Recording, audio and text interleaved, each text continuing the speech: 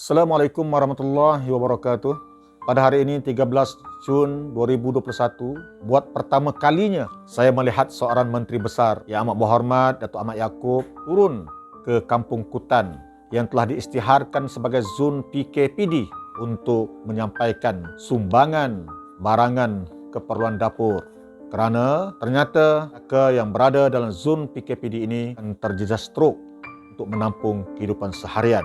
Saya cukup gembira kalaulah Yang Amat Berhormat Datuk Menteri Besar dapat juga turun ke kampung-kampung dalam Parlimen Pasir Mas yang bersempadan dengan Parlimen Tumpat. Kerana rakyat di Pasir Mas juga sudah sekian lama terkesan terjejas teruk semenjak PKP diisytiharkan di negara kita ini. Ada yang hilang pekerjaan, ada yang putus sumber pendapatan. Bukan sahaja mereka memerlukan barangan keperluan dapur, bukan sahaja mereka memerlukan beras, memerlukan ikan masin, mereka memerlukan minyak masak, tetapi jangan lupa ada rakyat kita yang mempunyai anak kecil, sudah terputus bekalan susu anak, sudah terputus bekalan pampers anak dan sebagainya.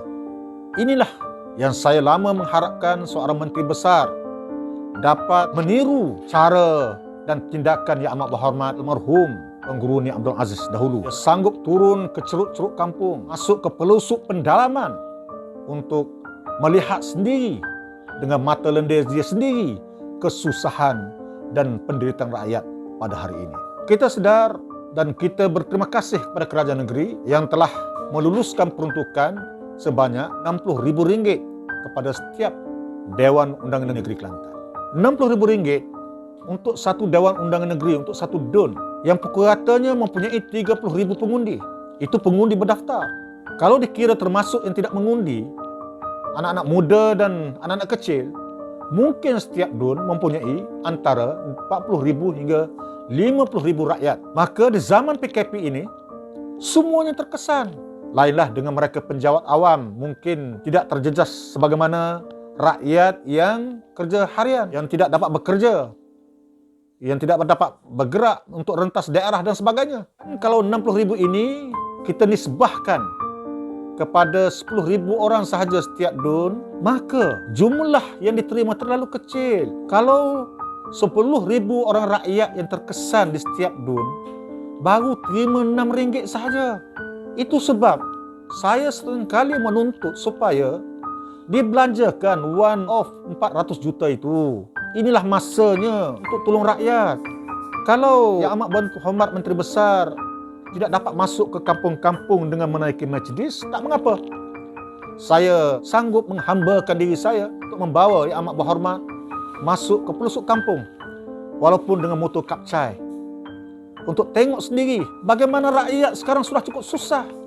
Dan dalam masa yang sama, saya juga menyeru dan ingin melihat bukan sahaja Yang Amat Berhormat Menteri Besar.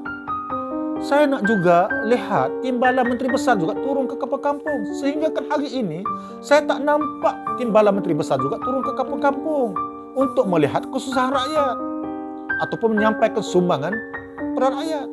Apakah semuanya nak dibebankan ke bahu Tok Penghulu? Saya sudah cukup kesian dengan Tok Penghulu ni. Ya, bukan salah Tok Penghulu.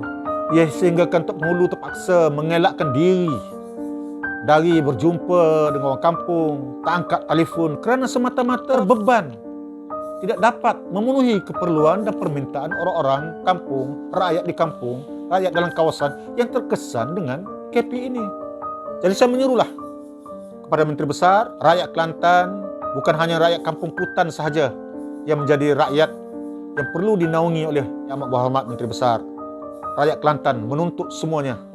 Ke semua rakyat Kelantan, mohonlah supaya Yang Amat Berhormat Menteri Besar dapat turun ke kawasan-kawasan untuk melihat sendiri bagaimana terjejas teruknya kita rakyat di Kelantan. Saya difahamkan Menteri Besar Kelantan ini pun turun ke Kampung Kutan setelah mendapat desakan, setelah diviralkan oleh seorang tokoh politik tempatan yang meminta supaya Menteri Besar turun sendiri ke kawasannya. Saya rasa dalam keadaan sekarang, Menteri Besar bersama-sama timbalan Menteri Besar perlu buat jadual turun ke semua kampung-kampung di seluruh negeri untuk melihat rakyat yang terkesan teruk semenjak PKP ini. Terima kasih.